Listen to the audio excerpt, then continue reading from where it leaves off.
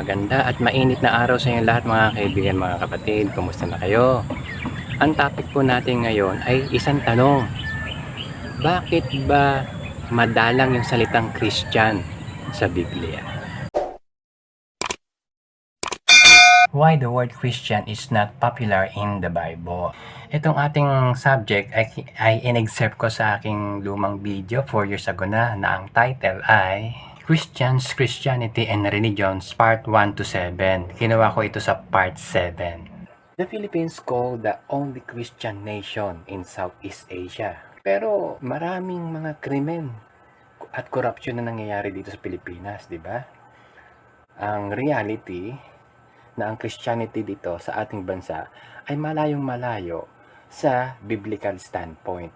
Kaaralan natin yung basic na mga terms na ginamit dito sa Bible. Yung word na Christian, Christians. Yung word na Christians, yung walang S, appears to in the New Testament in Acts chapter 26 verse 28 and in 1 Peter 4:16. Okay, yung word naman na Christians na merong S appears only one. Okay, in Acts chapter 11 verse 26. Magbasa tayo ng ilang mga verses, okay, patungkol sa Christians. Okay? Sabi rito sa Acts chapter 11 verse 26, and the disciples were called Christians first in Antioch. Okay? And then sa Acts chapter 26 verse 28, then Agrippa said unto Paul, almost thou persuadest me to be a Christian. Okay? And then sa 1 Peter chapter 4 verse 16, yet if any man suffer as a Christian, let him not be ashamed, but let him glorify God on this behalf. So dito pinapakita na yung the word Christians or Christians are so unpopular in the Bible. Hindi popular. So bakit ganun? Bakit hindi masyadong nababanggit yung Christian or Christians dito sa Bible? Very simple na alam ng Panginoong Diyos na darating ang panahon na gagamitin ng maraming mga Christian religions yung salitang Christians. Okay? Na masyadong magagasgas ang salitang Christians. Okay? Na ginagamit ng mga false religions. Kung naalala nyo, nung nagsimula akong mag-share ng Bible, nung last year, no? Siguro month of June, okay? At magpahanggang ngayon, siguro maliban lang dun sa part 1 and part 2, na yung word na Christian, pag binabanggit ko palagi yon, dinadagdagan ko ng 2 o 3 synonyms. Ang ibig ko sabihin, kapag sinabi ko yung mga Kristiyano o yung mga anak ng tunay na Diyos, yan, okay? Meron akong message about the manifestations of a converted life. Dito, pinapaliwanag ko yung karakter ng isang anak ng Diyos. Ganon, di ba? Binabanggit ko yung karakter ng isang tunay na Kristiyano.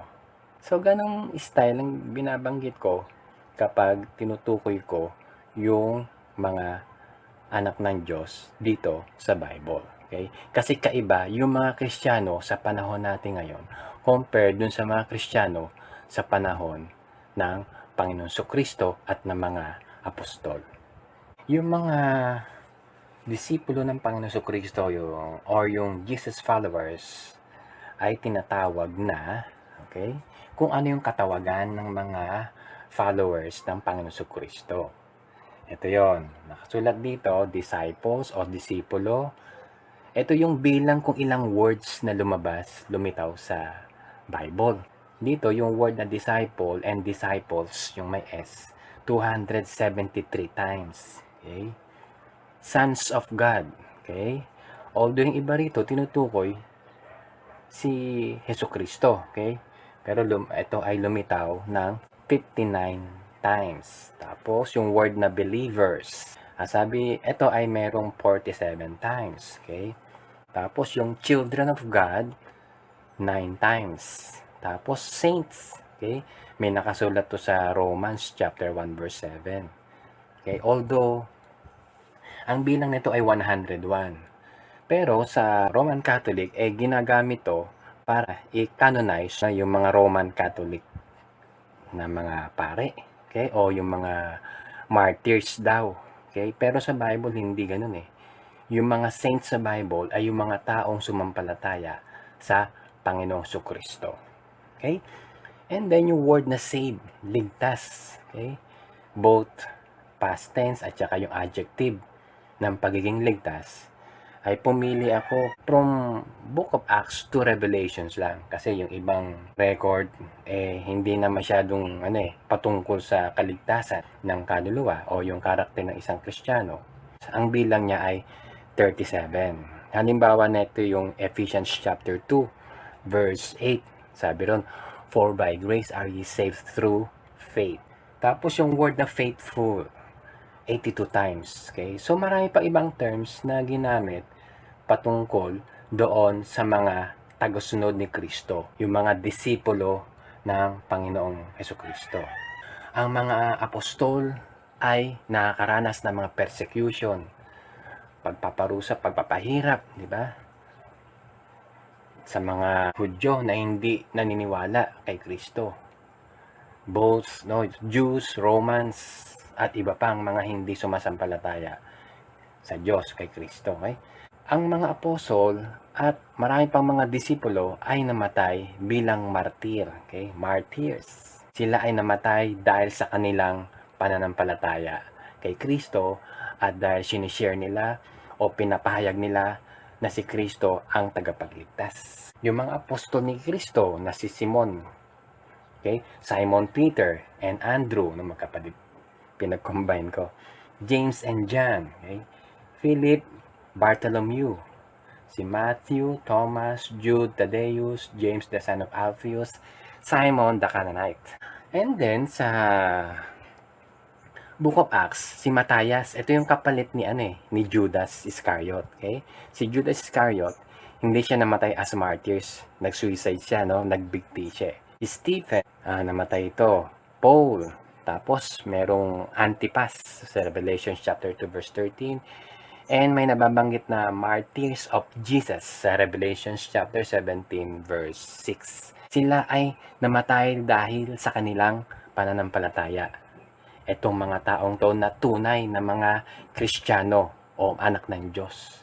Dahil sila ay namatay dahil nag-share sila na si Kristo ang tagapagligtas.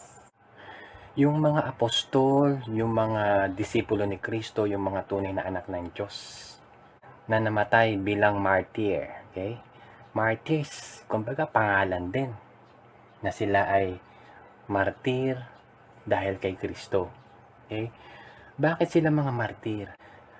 Kung naalala nyo dun sa part 5, nabanggit ko yung Anabaptist na itong mga Anabaptist at saka mga Baptist, they were pacifists who oppose war and the use of coercive measures to maintain social order. At hindi sila naniniwala sa pag-aklas o paggegera, di ba, na ginagawa ng mga protestante noong panahon ng 15th century, di ba? Hindi sila nagpo-protesta, okay? Kundi sila yung nape-persecute. Kaya nga martyrs okay? Na yan ang isang katunayan ng isang tunay na anak ng Diyos. Na hindi sila gumagante, di ba? Binibigay nila yung buhay nila para sa Panginoon.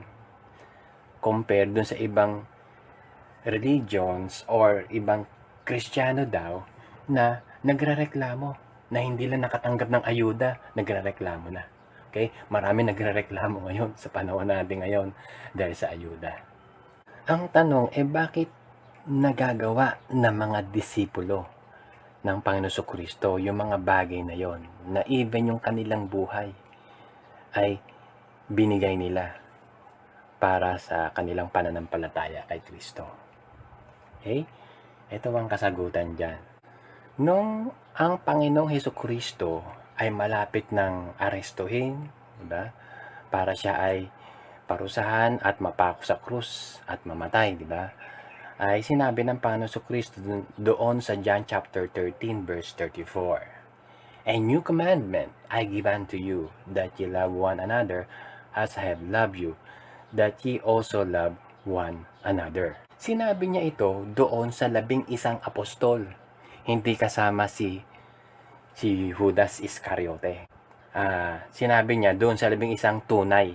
Anong ibig sabihin nito na sinabi ng Panginoon na a new commandment? Ang keyword lang yan, that ye love one another as I have loved you.